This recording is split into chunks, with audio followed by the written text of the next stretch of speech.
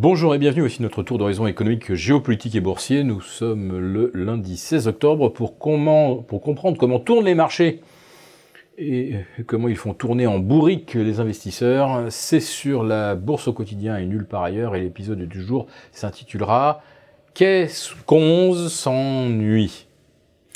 Oui, parce que le CAC 40, l'Eurostoxx, semble bien parti pour inscrire une 11e séance de stagnation. Le CAC 40 entre 5350 et 5380. L'Eurostoxx autour d'un pivot de 3610, alors tantôt 3595, tantôt 3610, et avec une volatilité qui ne dépasse pas 0,4% depuis donc 15 jours plus 1 ce lundi. Et à Francfort, c'est encore plus flagrant, même si le DAX a réussi à soulever la résistance des 13 000 et inscrire un nouveau record absolu, en fait, le DAX oscille entre 12 950 et 13 000 depuis le 2 octobre. Alors, une stagnation du CAC 40 au sein d'un range de 20 points, on va dire 5 355, 5 375, 90% des échanges des 11 dernières séances se sont déroulés à l'intérieur de ce corridor. C'est un scénario totalement inédit dans l'histoire des marchés, pas l'histoire du CAC 40, non, non. Je parle bien de l'histoire des marchés. Depuis un peu plus de 100 ans, jamais ce genre de phase n'est apparu et jamais les fluctuations n'ont été aussi étroites. Jamais la volatilité n'avait disparu à ce point. On avait terminé d'ailleurs la dernière semaine avec un VIX, je crois, un petit peu en dessous des 9,50 en séance.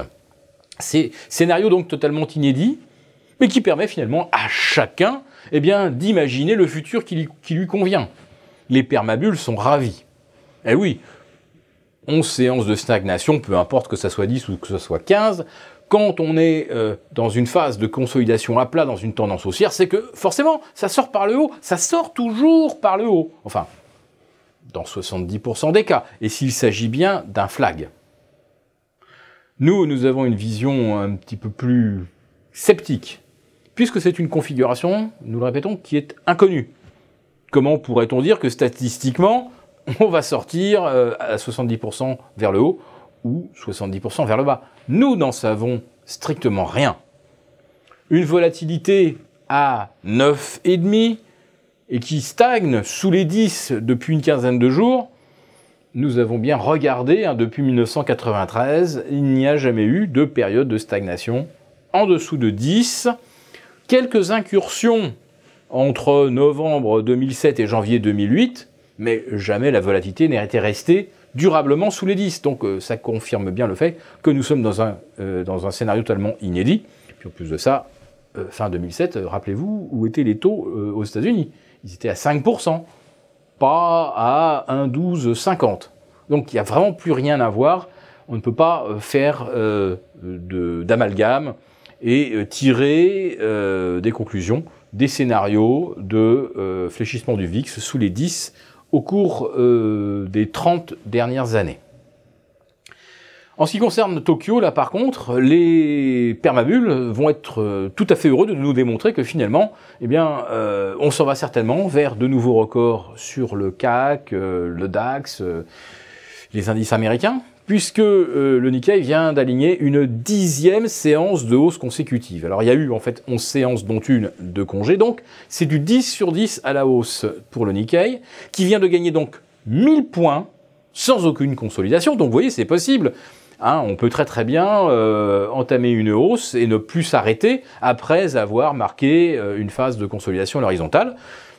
C'est exactement ce qui s'est passé sur le Nikkei. On a démarré la hausse le 29 août dernier, on est monté de 1000 points, on a fait un palier, on reprend 1000 points et c'est reparti. Notons que depuis le 29 août, le Nikkei prend exactement 10,5% sans aucune consolidation, aucun drawdown, aucune correction. Donc vous voyez, c'est possible, les marchés ont changé. Notre interprétation, c'est que ce genre de configuration graphique démontre juste la mort cérébrale des marchés.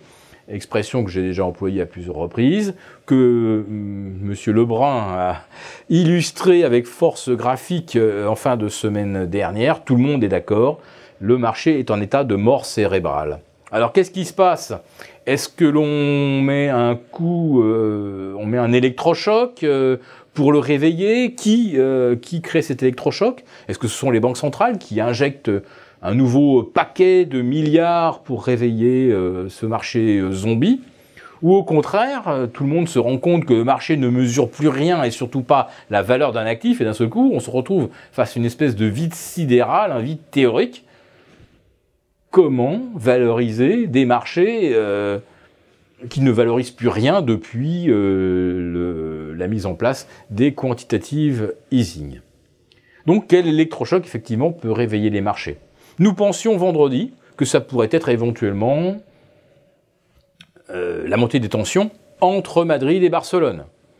Et M. Rajoy a fixé un ultimatum aujourd'hui au président de la Catalogne en lui disant « Avez-vous ou non déclaré l'indépendance ?» Si la réponse est oui, c'est « Ce soir, la Catalogne cessera d'être une région indépendante. » Et puis il y avait également le discours de Trump vendredi, expliquant que finalement l'accord sur le nucléaire iranien ne valait rien, et que donc on allait de nouveau sanctionner l'Iran, en présentant l'Iran comme le pire État terroriste de la planète.